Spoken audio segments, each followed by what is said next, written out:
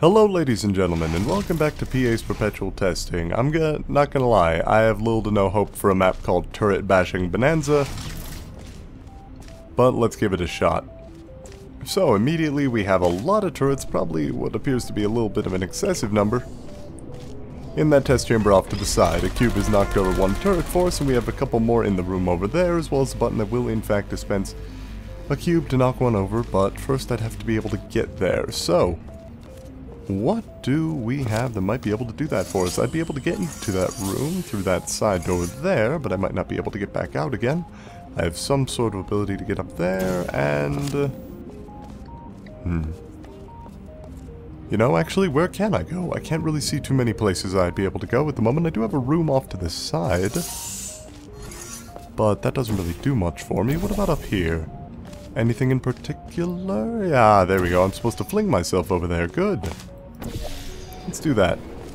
Perfect. Alright, that will dispense some bounce gel for as long as it's active. So let's bring my cube up here. There we go. I'll leave that cube on the button for now. I can always come back and grab it later, but for now I do have bounce gel active and at my disposal. So I think I need to place it over there, possibly. Ah, I see. Okay. It would be exceptionally dangerous if I were to just go over there and try to bounce just straight into the area at regular speed. But if I fly into there, just like that, that was flight. You just saw it with your own eyes. No, if I don't fail and I actually fly in there at the proper speed, there we go. That should get me safely across. Gives me one more cube, I get to destroy these two, and I just get to walk out of the door, because apparently this map had some sort of trigger that allows me to get through. Now that'll remain activated, and I should also be able to just fly back up there soon enough. I just have to actually arrange all that. You know what, actually no. Oh no. Yeah, well, I'll go dispense myself a new one.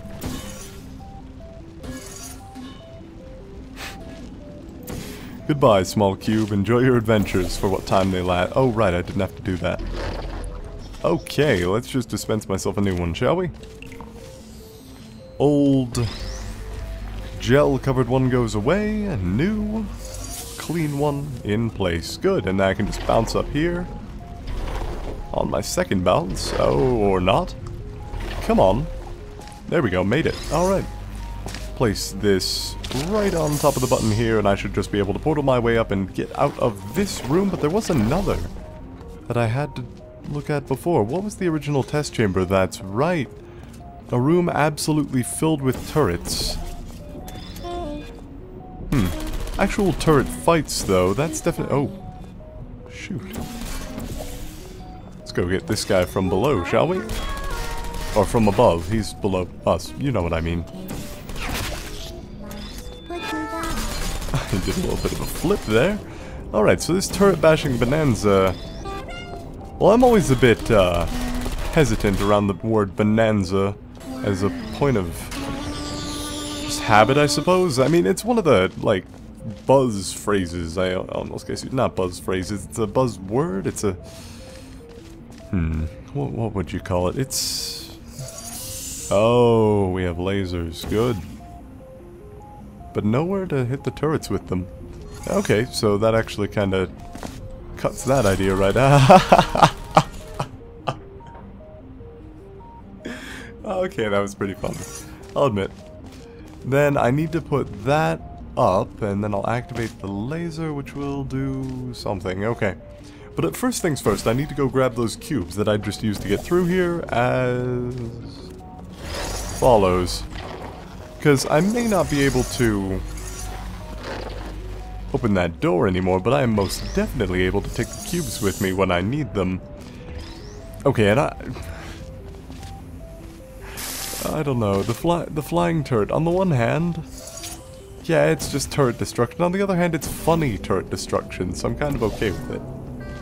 So if I destroy these four, Do I have any sort of leeway with...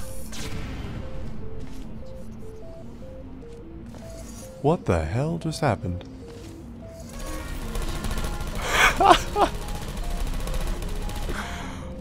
That is interesting. That's actually quite interesting. That's a nice little...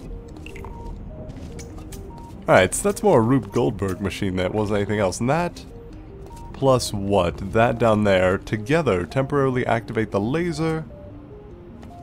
And... why do I need to activate the laser? Who cares? Let's go find out what they do, shall we? So press this one. I said press this one. And then this one, it activates, activating an excursion funnel to hold something in place, but it doesn't have to be just for a short time because I still have the excursion funnel active despite the actual lasers no longer being... Oh, the laser only had to be activated once? Oh, okay, hold on a sec. Let me just note. Okay, this map was pretty basic, but where I want to make sure that people know that this thing was actually really excellently made is in the mechanics of it. I placed one portal here with the laser, and then placed one here, which activated this after destroying a couple of turrets. When it activated this, it not only deactivated the laser, it also activated a cube or a sphere dispenser. I cannot speak at all today. Activated a sphere dispenser, which flung the sphere over here, hitting the button. That button then activated another sphere, which fell and hit this button, which flung all of the turrets away. And it was all perfectly executed. There was no chance for this thing to fail. Everything worked as it was supposed to on the very first try. If any of it were to fail, that would be a problem. Also, the activation here, these two, they activate a laser, which fires this way, which activates the excursion funnel, but not only does it activate the excursion funnel, it activates a second laser, which is self-perpetuating. So once you activate that once, the laser stays activated even if you only had it active for a fraction of a second. Which is really clever, and something that I'd like to note for being really clever. It's not often that I really see stuff that's that well thought out in the test chambers. Usually it's just this activates this, activates this. But that was really well done. It was a...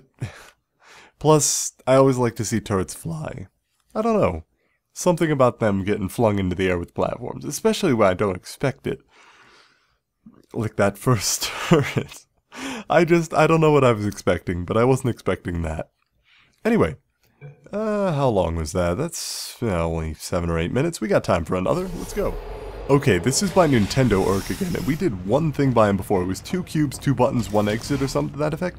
Turns out all of his titles are variations on a theme. This one is just 2 cubes, 1 exit. And if you're noticing that this thing looks a lot like the other test chamber that we looked at earlier, you'd be absolutely right. What did that do? Don't know. So, right off the bat, if I were to activate this activates the other part, and then we have a glass wall so I can see what's going on at the very least. Anyway, so now I have one portal over here and one portal in the other room. If I place my orange portal, I can see that it deactivates the thing at the top, but for that to be deactivated permanently, I would need a cube to use. Where I would get a cube is still up for finding out. So if I press this button, it allows me to get into the next room over, which could allow me to go through here and step on the switch, which allows me to get up top. Good, okay, that's manageable. So if I were to wander through here, I could press the button which actually redispenses the cube, considering I did already have a cube dispense technically, and this, I don't know what that activates actually. Let's leave this here for the time being, since I'm not able to find out what it activates, and I'm not able to actually get through there, I think? Oh wait, I could totally get through there. Okay, so blue, and then... what was deactivated by this? What was the X? It's this one, okay. So that would actually allow me to bring the cube through if I'm careful with it. But I would have to be stepping on the button, or the cube would have to be on the button. As I said, Nintendo.erk definitely creates some interesting test chambers. That is to be assured. Ugh. Excuse me, yawning again. Okay, so if I place this here on this button, that deactivates what?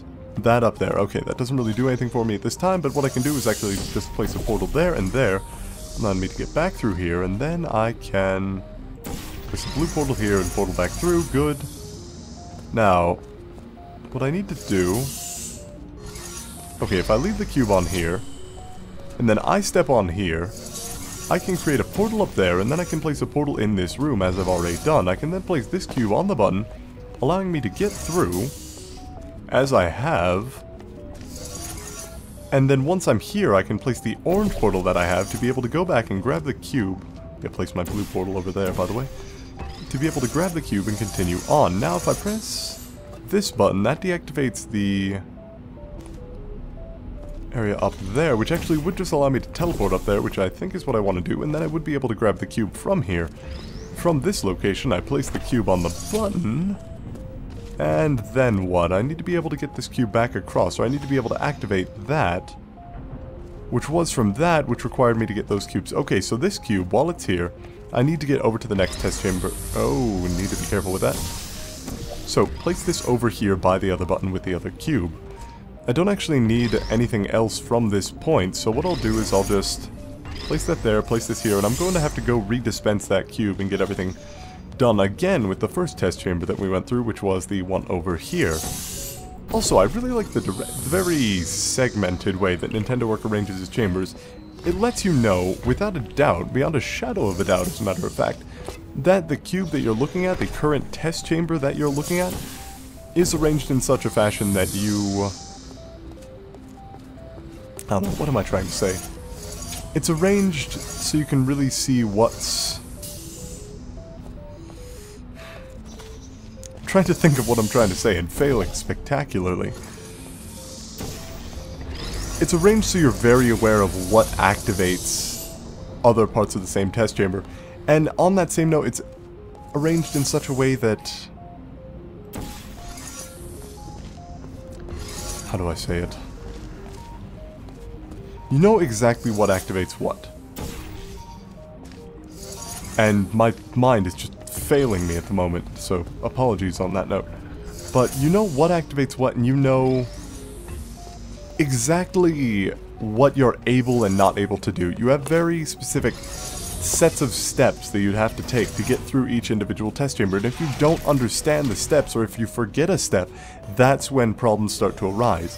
So it's a test in a matter of puzzle solving the order in which you need to do things, which is, I don't know, an order puzzle instead of a tool, figuring out proper application of tools puzzle is definitely one that you don't see as often. Because the average test chamber that you're going to be going through, you're going to be getting a set of tools and you're going to have to figure out how to use them. However, in Nintendo.erk's chambers, all of the tools are very well put forward and you understand what's at your disposal. You just have to figure out what order to use your tools in. So it's a matter of organization rather than actual...